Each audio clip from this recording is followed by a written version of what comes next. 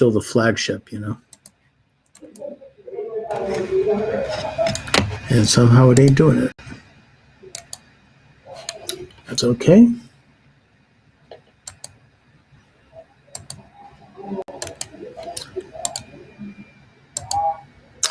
All right, Charles Moscowitz here. Thanks for joining me, everyone.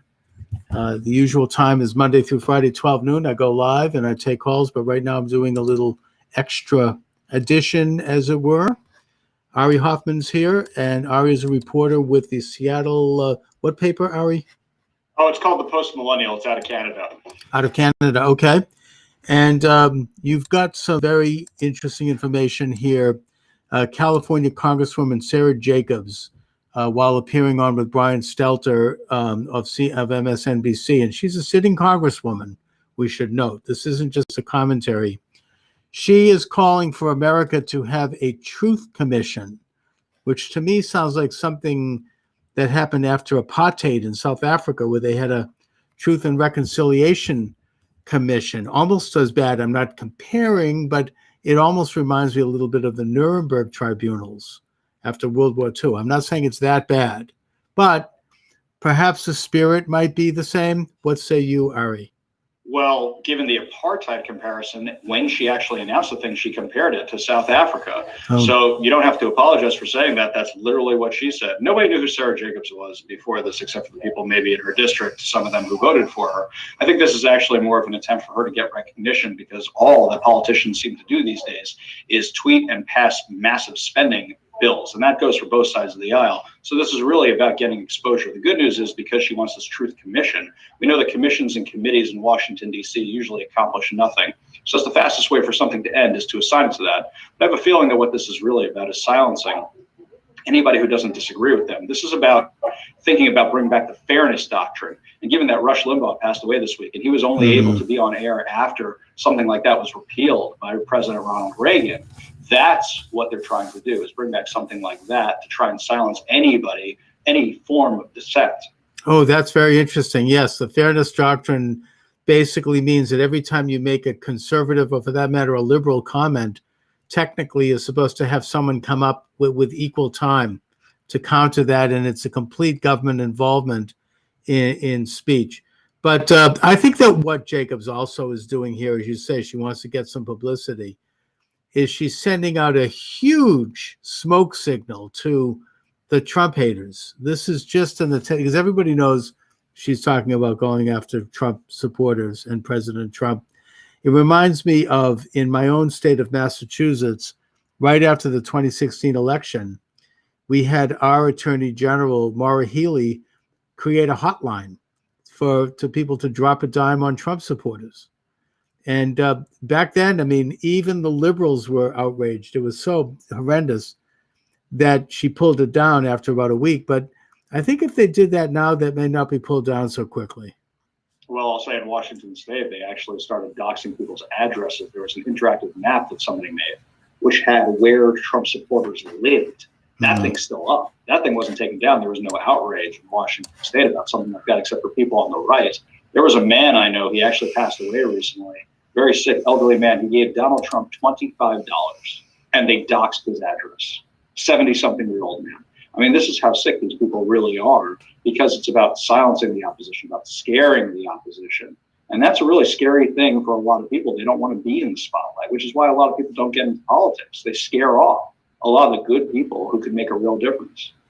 Oh, I think it's quite open. I mean, not to get into a subject that's going to get me censored on YouTube, but I will simply isolate this comment to note that during the Michigan election, when there were some questions of improprieties in Wayne County, which is where Detroit is, and there were two canvassers who did not refuse to certify the vote there because they felt that there had been serious questions to the point where there needed to be a full audit by the Secretary of State, who, of course, refused to do it. But because they refused to certify the vote, they both had to go into hiding.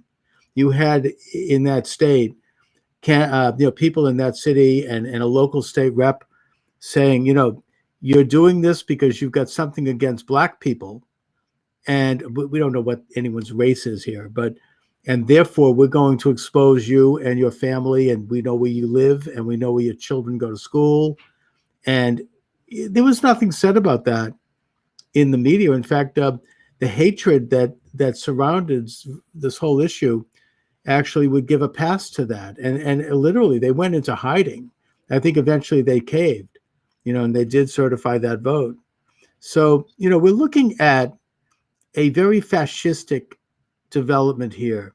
And if you're going to have Congress investigating people because of their opinions, that is what they do in communist and Nazi countries, socialist and fascist countries.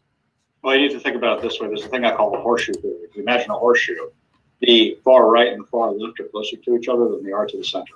Mm-hmm. And they don't want to admit how much they have in common. I'll give you a story just because your story reminded me of this. But when I was running for political office here in Seattle, some socialist activists decided to put death threats, anti-Semitic death threats against me and my family on 8chan, which is a right-wing hate site. So they pretended to be neo-Nazis, post these about us. And they posted it up there. And my family was petrified. Now, here's the thing. Nobody in the Seattle government, who are all Democrats and socialists, condemned it. None of them. The mayor eventually, after a lot of pressure, wrote a letter to one Jewish agency. She wouldn't even put it on her website. Meanwhile, another candidate who's an African-American, somebody wrote a slur on his yard sign, which is wrong, is reprehensible. Within an hour, he had condemnations against whoever did this from every elected city official. The double standard is palpable. They didn't like me because they perceived me as a right-wing conservative. And even though they were anti-Semitic death threats and had nothing to do with my political ideology, they couldn't bring themselves to condemn. Well, I mean, there's a high level of racialization right now in this country. It's becoming almost a scientizing and weaponizing of race, to the point where you're going to lift up a rock on anyone that doesn't genuflect to the left and see if they were seen. Like 1972, they were seen in a hotel with David Duke. I don't know what, something, and then suddenly they're destroyed because they proved that they have something against black men and women, which of course is not only is a complete lie, but it actually denigrates genuine racism in this country, where we could actually take a look at racist policies that have damaged the black community, most of which were pushed by the left. Now, you say, Ari, that you ran in Seattle. Last summer, Seattle had what Mayor Durkin called the Summer of Love. Talk about it. What happened? The armed occupation of a city in the United States, which our own governor, Governor Jay Inslee, said he didn't know anything about.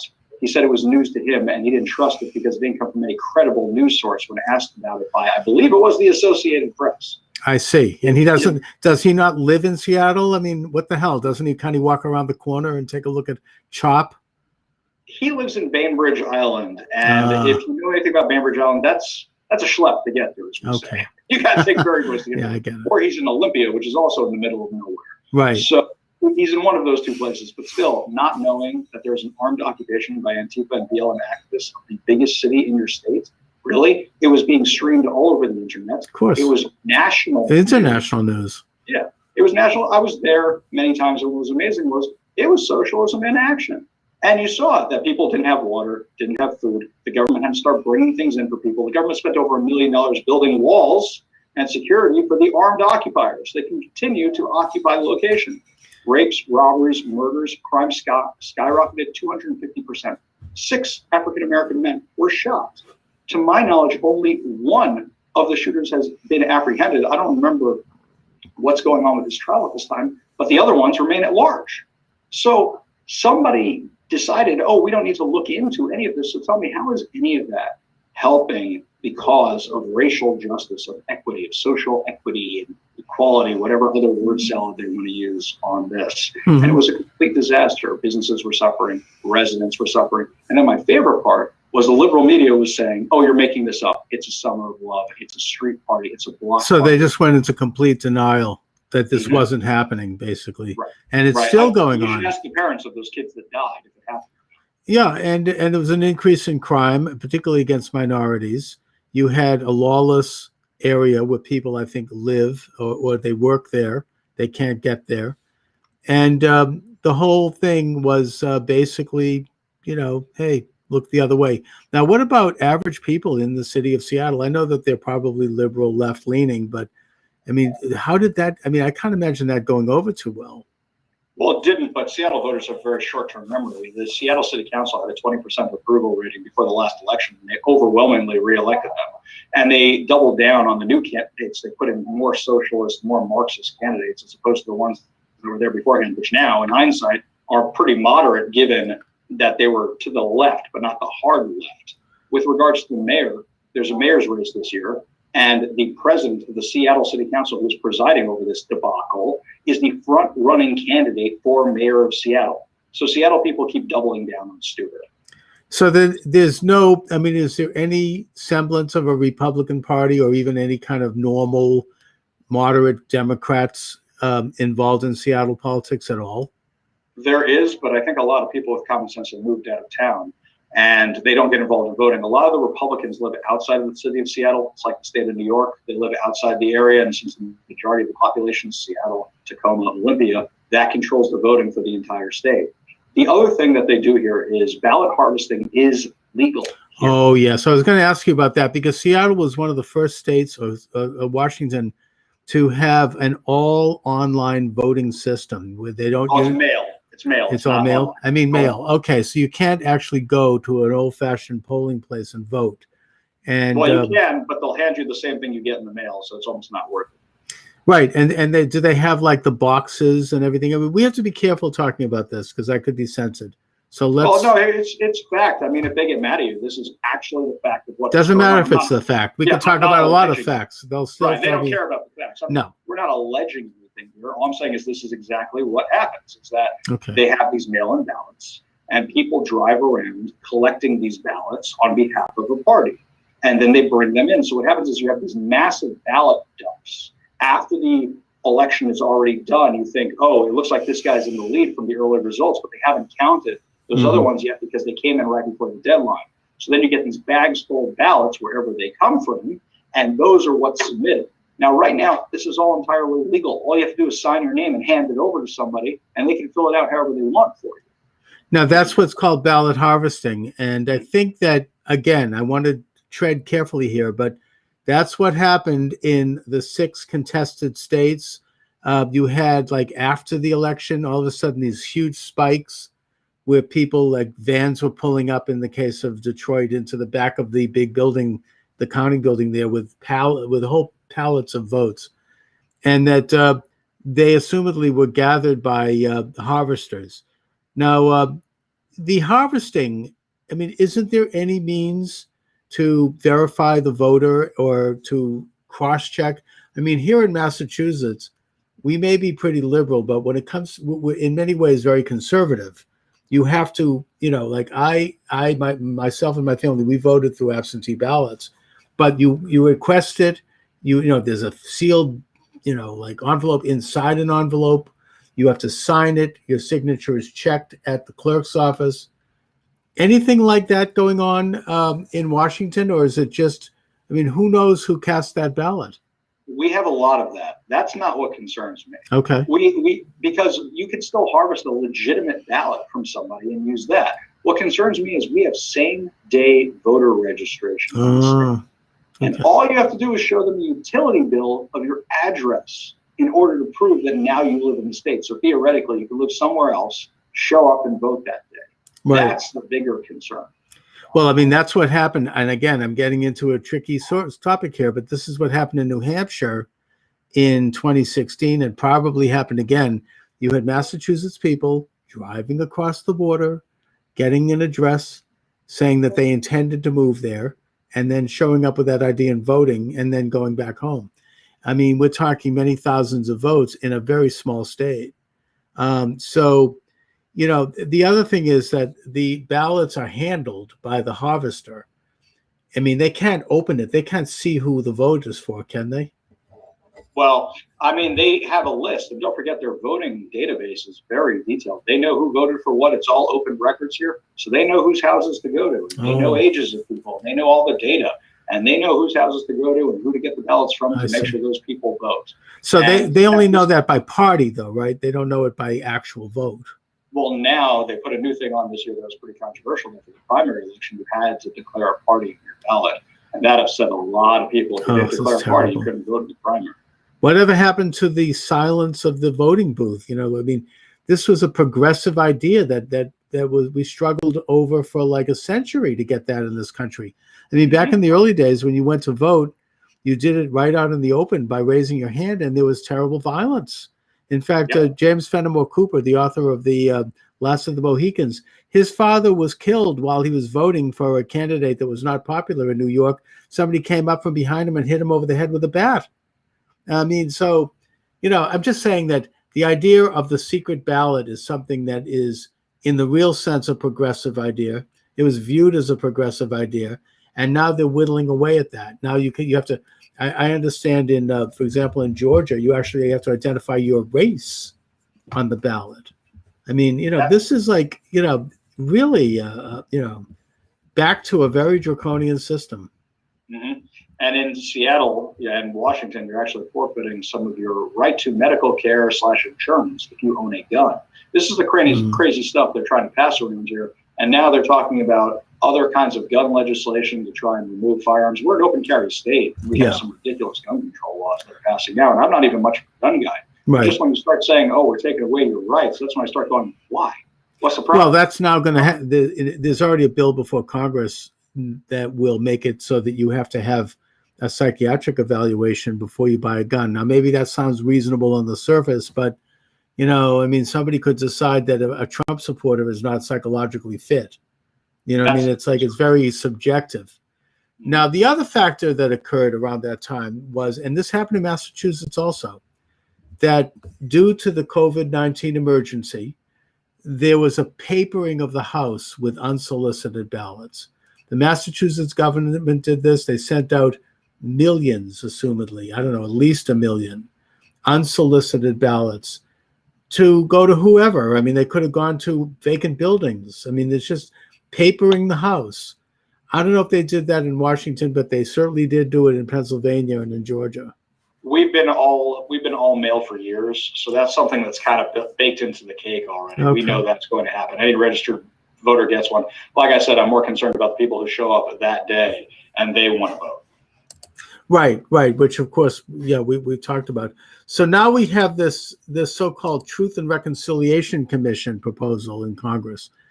You know, you can say you don't think it's going to go anywhere, but who would have thought a lot of things wouldn't happen that have happened? I mean, this isn't something that should be taken lightly by anybody who's concerned with freedom in this country, including liberals.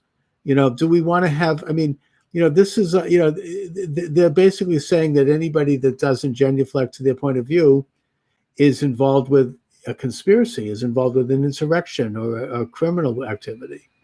Exactly right. And while I'm saying I'm a little bit in jest, that's not going to go anywhere. I think the amount of attention we're giving it might actually force it to go somewhere. The Democrats are going to look at this and go, well, they're fighting back against us. Is this worth the fight? Is this the fight we want to have, given how much this is being covered in conservative media right now? And sometimes we make the mistake of highlighting something that maybe we shouldn't. Maybe if we gave this no oxygen, it wouldn't go anywhere, but it's too late for that. Think about AOC. AOC was elected by 8,000 people in New York. 8,000 people in New York put her over the edge. And now she's one of the biggest names in Congress because we can't shut up about it. Same thing with Ilhan Omar, Rashid Tlaib. That's on us. And the same thing, the Democrats made the exact same mistake with Marjorie Taylor Greene. They elevated her profile with all this insanity. Now, I'm Jewish, and I don't know anything about the Jewish space lasers. But at the same time, they elevated her profile so much that now she's a name, even if they removed her from committees. Right. And I think just to say, I mean, AOC, I don't think she's a particularly good face for them. I mean, she's really kind of dumb. And she made a comment about creating a ministry of truth, she referred to. I mean, that comes right out of George Orwell's 1984. That's exactly what he's talked about, the ministry of truth. And I mean, to me, this is one of those moments which is a good public education in terms of what's going on here. You know, who gets to decide what's the truth and this ministry. And as far as Taylor Greene goes, I think that she made some stupid comment about the Rothschilds paying for like space, you know, some nut thing. But I mean, I think that's pretty harmless when you hold that up next to Ilhan Omar, who has talked about Jews having a dual loyalty and, real crap, real anti-Semitic garbage. And people like AOC not saying anything about that, ignoring that. That to me, if they want to talk anti-Semitism, let's take a look. I mean, that is like a double standard. Yeah, absolutely. So anyhow, what are you working on now, Ari? Oh, right now I'm working on the fact that I think that the governor of Washington may have sent COVID positive patients into nursing homes. It seems like actually this is a Democrat mindset on what they did. Now, here's the thing. If they were smart, they would say the CDC had the exact same guidelines. That's what they were telling us to do at that time. But were they though? Yeah, they actually were. I pulled up the CDC guidelines. At that time, they were saying if you can guarantee that they're safe and they're separate and things like that, it's okay to do this. They were saying that. But meanwhile, that's not what anybody's talking about. Instead, they're trying to hide it. If they just turned around and said that, and they go, oh, blame the CDC, deflect some blame. But why aren't they doing that? That's my question. My question is, why aren't they doing it that way? Instead, they're taking the heat, and then they're lying about the numbers. Washington State dashboard doesn't even have the numbers. So this is beginning to sound a lot like New York, and Governor Jay Inslee loves to copy his homework from other state governors, especially Gavin Newsom. Well, in New York, it's becoming a bigger scandal now that Cuomo is being investigated by the FBI, and that he went against federal guidelines when he put COVID-19 active people in nursing homes, and then he covered up the numbers of deaths that caused. I mean, a high school person, a kid could tell you, you don't put someone with COVID-19 in a nursing home. I mean, the stupidity of that and the venality of it. And this was at a time when President Trump sent up the naval hospital ship, which sat in New York Harbor empty for almost a month. I mean, we're talking, I don't know, like 10,000 beds. They could have easily put either the COVID-19 people or the non-COVID-19 hospital residents in that ship. Didn't do it. And to me, I don't think he's going to get away with it. I think, certainly his career is dead now. He's one of the leading luminaries of the Democrats, constantly mentioned as a presidential person. And I hope that, you seem to say that it's expanding. I know that there's questions about that in Pennsylvania, but now you're saying it's in Washington too. So that's interesting. Yeah, I think if you're going to find it's in every blue state. I think that's where you're going to find. You're going to find the people that just followed the CDC guidelines or said, "Hey, I'm going to do what the other guys are doing." That's what you're going to find. It seems like have been a group effort because don't forget they all coordinate their messaging. So why wouldn't they all coordinate their responses too? Yeah, I mean, to me, it almost borders on a genocidal agenda, but that's another subject. Anyways, Ari, listen, I want to thank you for joining me. Do you want to send my viewers and listeners to any particular websites? Oh, sure. They can check out all my articles on thepostmillennial.com. You can find all the fun stuff there. All right, cool. Let's do it again soon. Excellent. Would love to. Thank you for having me. Thank you. Have a good one. You too.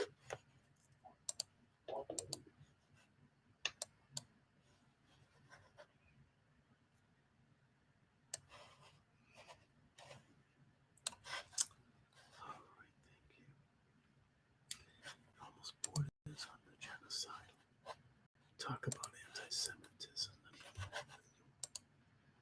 I'll see your anti-Semite and raise you one. Talk about anti-Semitism. I mean, I'll see your anti-Semite and I'll raise you one.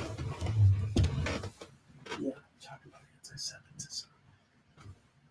She made some stupid comment about the Rothschilds.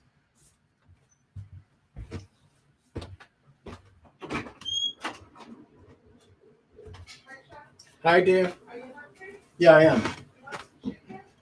am. No, I just might have some vegetables.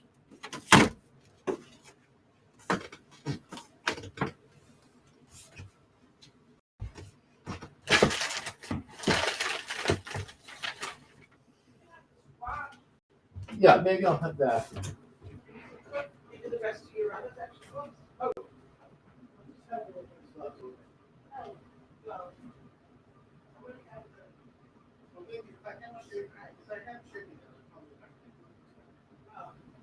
And I'm going to make the. If you want chicken, what I have is I have a lot of chicken. Are you going to have it tomorrow? Yeah, maybe I'll just. Yeah. So.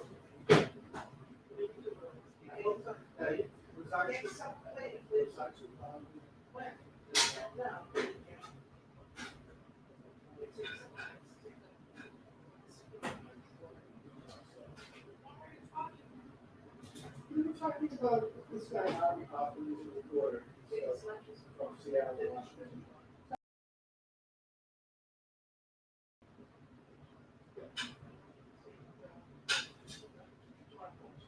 Yeah, that's fine. I'll take that.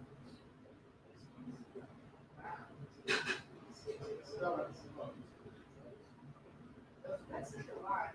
Yeah.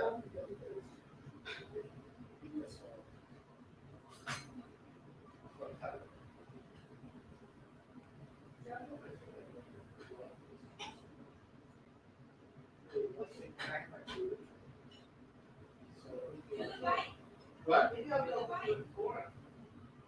I'm sorry, what, baby? Do the bike? Maybe I'll take a walk with you at 45. Oh, that's what my two, oh, my two is good. I'll just take a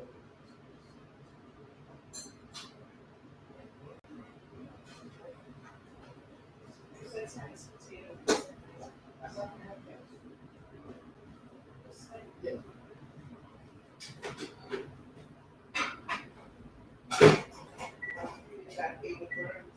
An essay he wrote about racial law. Yeah. And he said, in 1868 or 70 in Kansas, a man being to woman, the sentence is different depending on the man's race. Right. If you were white, like 3-5-year sentence, death penalty, or castration. Well, that's not to kill a lot of people. I know that, but it was accused of raping a mother. But no,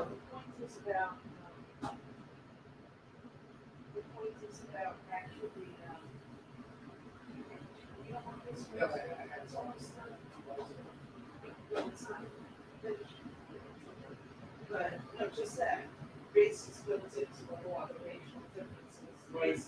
You know, it's not like one law. No, of course, that's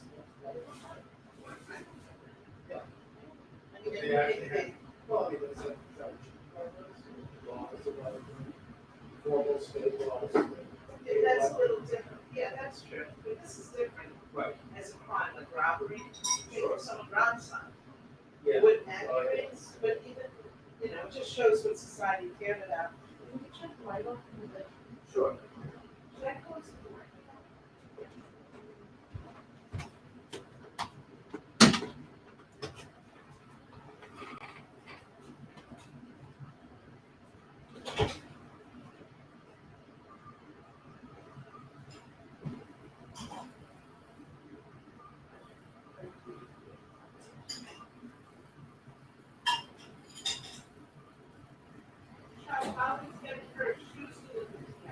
Who is?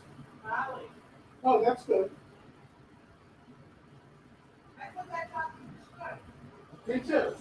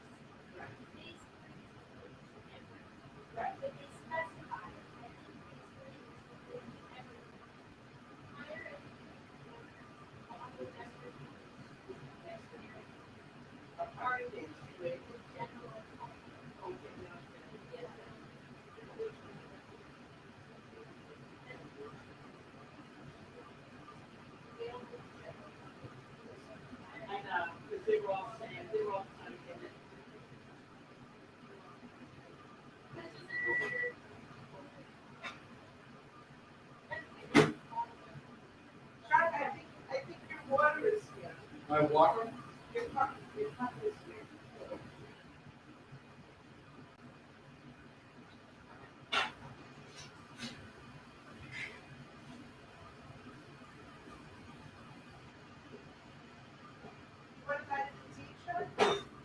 Okay.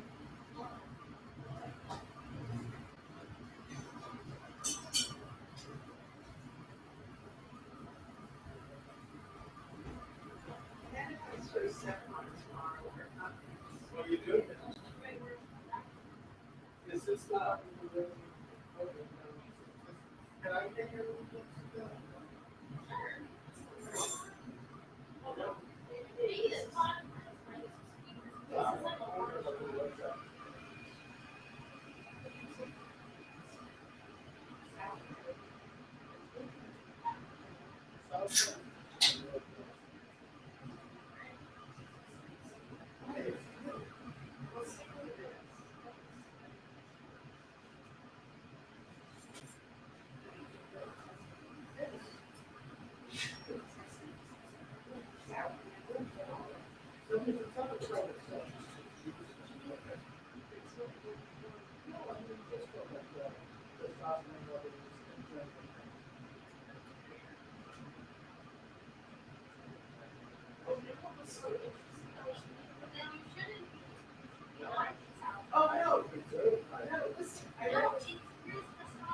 Well, I don't have, you don't have. You want to keep the light. Was that what?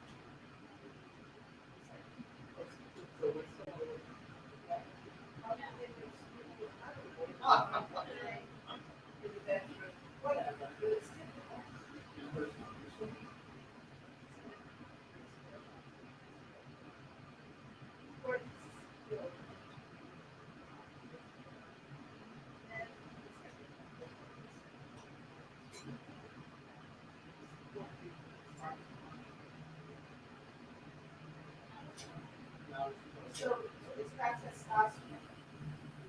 It starts with testosterone. I don't know. No, we take the sun, it's testosterone. It's about to start.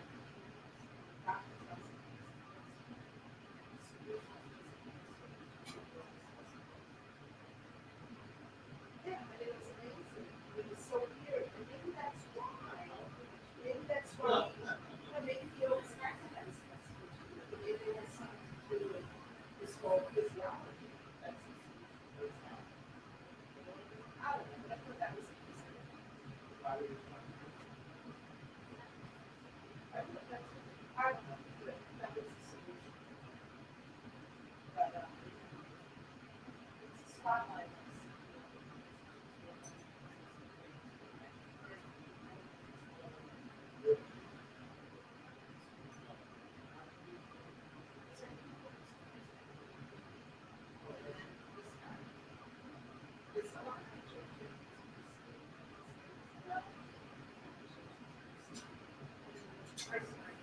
Maybe that's.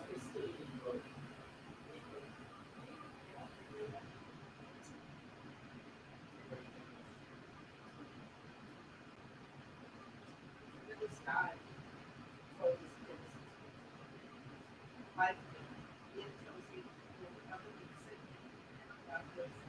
He's trying to produce an accident. So he comes to No, that's true. I know. What did he say? No, yeah. It's hard. Yeah, it's hard.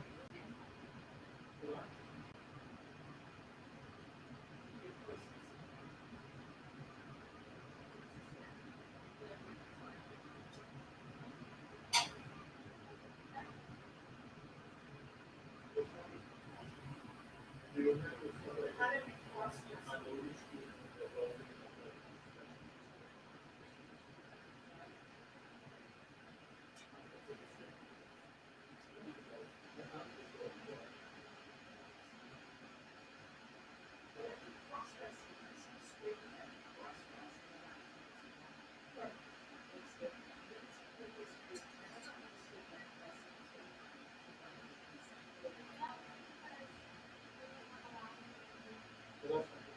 Oh, so they would. Is that why?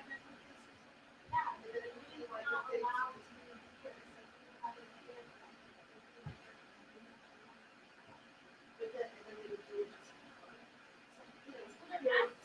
So I'm not saying the show, I'm saying the parties or many dresses. As a fun. Yeah. Yeah.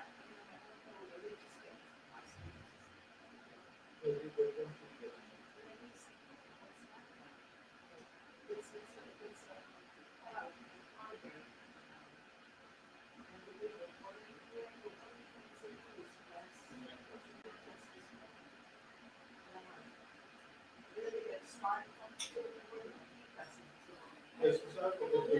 Done really well.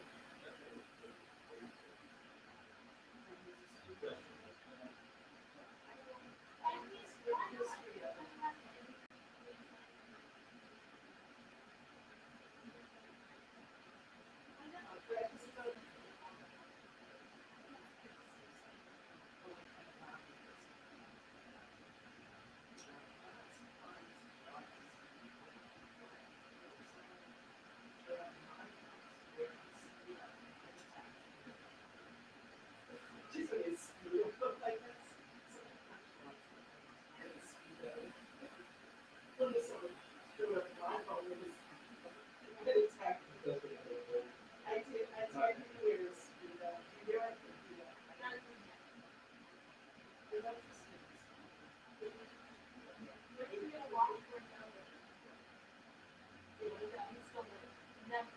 I don't have the.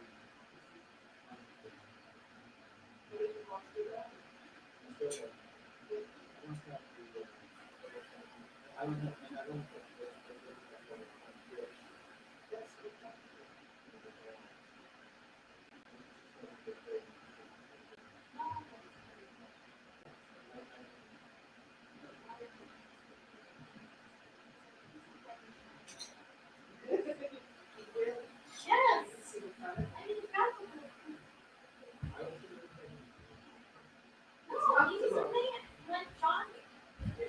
It's uncomfortable.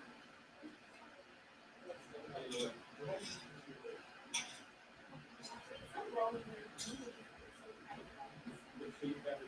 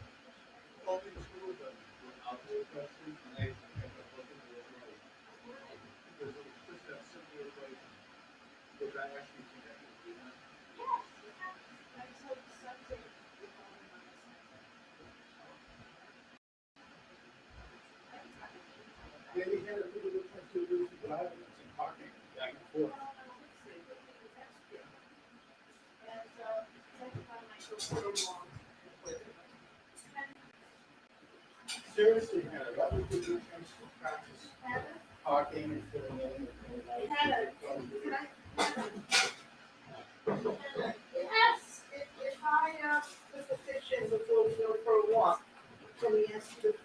Because I'm Well, gonna I'm take in the office hours for 45. So before, Okay, here's the- can I put this? Can I put the lights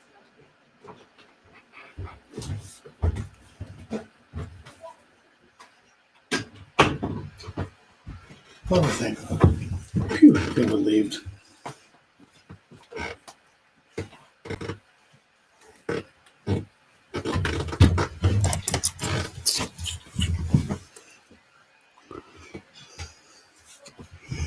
Now just leave that where it is.